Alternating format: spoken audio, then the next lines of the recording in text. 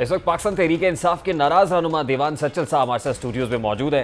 दीवान साहब अस्सलाम वालेकुम। दीवान साहब बहुत बहुत शुक्रिया आपके वक्त के लिए। अहमद जवाद साहब को हमने सुना हमारे प्रोग्राम में मौजूद थे, अपने रिजर्वेशंस का इजहार किया।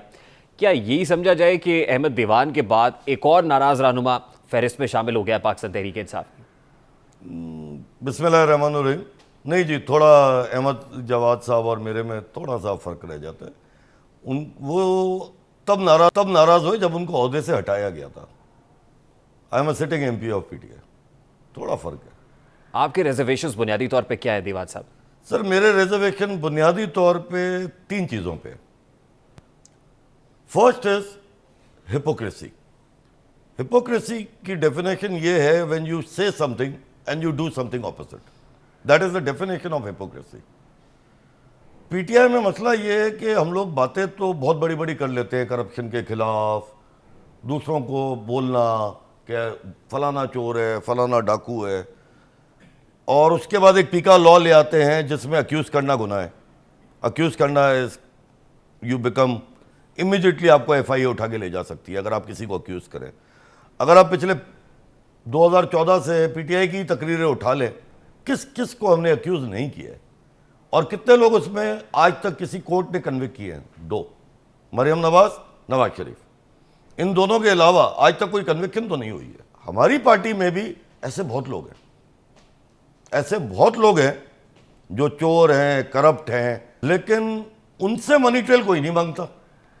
हम आसिफ जरदारी साहब से, नवाज शरीफ साहब से, मरियम नवाज साहिबा अभी किसी शादी पे गई थी, कोई लास्ट वीक की बात है, उन्हीं की किसी MPA की शादी थी, उनके जूतों तक की प्राइस आ गई थी ट्विटर पे कि पता नहीं कितने $1000 का जूता पहना हुआ है और इसका मनी ट्रेल नहीं है। दीवान साहब, you are saying this on PTI record. में ऐसे बहुत लोग हैं जो मैं प्रूव कर सकता हूं कि 2018 में उनके पास एल्टो गाड़ी थी, आज लैंड क्रूजर गाड़ी है।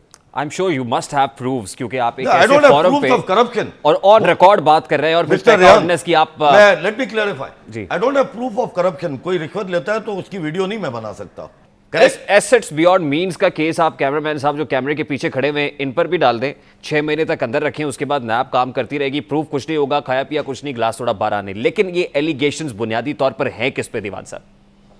मेरी 80 बहुत लोग हैं पार्टी में जो करप्ट है, जो मुझे तो दूर से पता है कि वो चोर है और वो बड़े बड़े ओहदों पे। और अगर मुझे पता है तो फिर खान साहब को मेरे से बहुत ज्यादा पता होगा। He is the prime minister of the you are not country. Giving a sweeping statement. कौन है वो? I can't take names like you just pointed out. I don't have evidence. It's a sweeping statement then sir. Okay, then I'll give you another statement. We are about 400 parliamentarians belonging to Pakistan Tehreek Insaf right now. Why not take the money trail of each and every parliamentarian, starting with Diwan Sachal? Why doesn't the Prime Minister of the country do that? Can you give me a reason? आपका मुतालबा ये है कि सबकी money trail ली जाए, वो बिल्कुल वैसे ही जैसे पाकिस्तान तहरीक इंसाफ के पेशावर से एक MNA ये कहा था कि सबके नाम ECL में डाल दें। नहीं, डाल दो नूर आलम ECL। मैं तो खान वैसे ही 3-4 साल से कहीं बाहर नहीं गया हूं, लेकिन ECL does not bother me. My point is not ECL. My point is 400 parliamentarian है आपके पास। आप 400 पार्लियामेंटेरियंस को ये बताएं कि जी 2018 से लेके आज तक आप अपना मनी ट्रेल दे दें। आप एलिगेशंस लगा रहे हैं पाकिस्तान तहरीक इंसाफ पर। माय वोट इज इन सिन। आप एलिगेशंस लगा रहे हैं पार्टी चेयरमैन में जो सेंटर में बैठे हुए हैं, जो वजीर आजम पाकिस्तान है। मैं एलिगेशन ये लगा रहा हूं कि खान साहब ने खुद अपनी एक तकरीर में 2017 की एक तकरीर में कहा हुआ है कि मैं अपने पार्टी के सारे MNAs एंड MPs की जो वेल्थ स्टेटमेंट है वो पब्लिश करूंगा ऑन माय वेबसाइट। की दैट्स माय क्वेश्चन। की ऐसे डिक्लेरेशन फॉर्म होता है पाकिस्तान सर, तहरीक ऐसे इंसाफ के डिक्लेरेशन MNA से फॉर्म जमा कब कराया और हुआ आज इलेक्शन का? कमीशन ऑफ पाकिस्तान में। सर, पार्टी के चेयरमैन साहब ने, prime minister of the country ने 2018 में 1 लाख रुपए टैक्स भरा था। 1 साल बाद 1 करोड़ रुपए टैक्स भरा। आपने शाहमूद कुरैशी साहब से मुतालिक भी एक स्टेटमेंट दिया कि ये वजीर आजम बनना चाहते हैं एक ऐसे वक्त में जब वो सिंध के ये अंदर, पूरी दुनिया में स्टेटमेंट खाली मैंने नहीं दिया, ये पिछले 10 साल से स्टेटमेंट है। जब वो सिंध में मार्च कर रहे हैं। फैसल वाडा साहब से मुतालिक आपने कुछ बातें की उनके मैंने केस फैसल वाडा से खाली ये बात, कोई बात नहीं की थी। ये बात की थी कि हमें पता था डिस्क्वालीफाई हो जाएंगे, इसके अलावा तो कुछ भी नहीं किया। दीवान सचल साहब, लोग जानना चाहते होंगे कि आपने पाकिस्तान तहरीक इंसाफ को कैसे ज्वाइन किया, कब ज्वाइन किया। मैं ये चाहता हूं कि क्राइटेरिया बेसिकली क्या होता है PTI के अंदर? क्राइटेरिया उस टाइम पे तो यही था कि आप पढ़े लिखे हो, आपको बोलना आता हो, and if you are loyal to Pakistan you are fit to be PTI। And what is the criteria today? The criteria today is please do very heavy चमचागिरी, अपने जो भी आपके हैं आगे पीछे उनकी आप ठीक ठाक चमचागिरी करें और इंशाल्लाह आप ऊपर बढ़ते रहेंगे, जो मेरे से होती नहीं है। ये तो आपने 15 मिनट में भी जज कर लिया।